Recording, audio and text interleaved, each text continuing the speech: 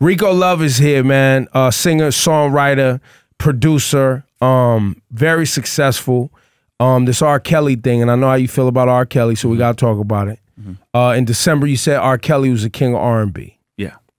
During the Surviving R. Kelly thing, it was just like last week or something. You was like, yo, on Twitter, there's nothing that's going to separate me from either loving or liking. I forget the term use. I said, so to really put it all into perspective, I got on Twitter and I hadn't watched the show. The show was actually in progress. So you just saw it trending probably on social media. What I saw was a few people who I respect and admire being attacked for saying that they loved his music. Got it. So I didn't even watch the show or understand why people were, I mean, obviously we know why people were upset, but I didn't understand in that moment. So what I said was, there's nothing that can make me unlike 12 Play. There's nothing that can make me unlike TP2 or The R. Like, these are classics or Chocolate Factory. My ears are my ears, and I love what I love. Yeah. And in retrospect, I realized that was very insensitive at the time that I said it. I can admit when I'm wrong. I can admit error. What I said was not appropriate for the moment, but in fairness, I had not watched the show. I just saw people attacking people for liking R. Kelly's music. And you're purposefully hurting individuals. Exactly. So because that's the real piece. The real piece of this isn't even about music. So I did a post. It's about somebody who hurt human beings. R. Kelly's like the new Prohibition.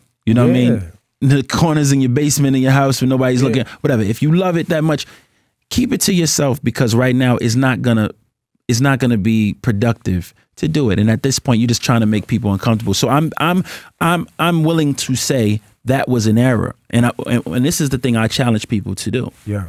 If you're saying to me, you want to change my point of view and you feel like you don't agree with the way I handled it, then when I apologize and say you're correct, then you win.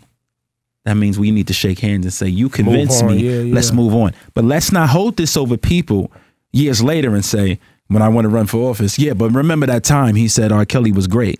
You know what I'm saying? You know, or later in any type of conversation, it's like they want to beat you up. And at that point, you realize that it's not about you proving your point. It's about you bullying me at this point. We have to understand that these issues run deep. We have to hold ourselves accountable for allowing certain things to go by, because we did, bro, because we saw the tapes back in the day. Yeah. And we really still loved Ignition. Yeah.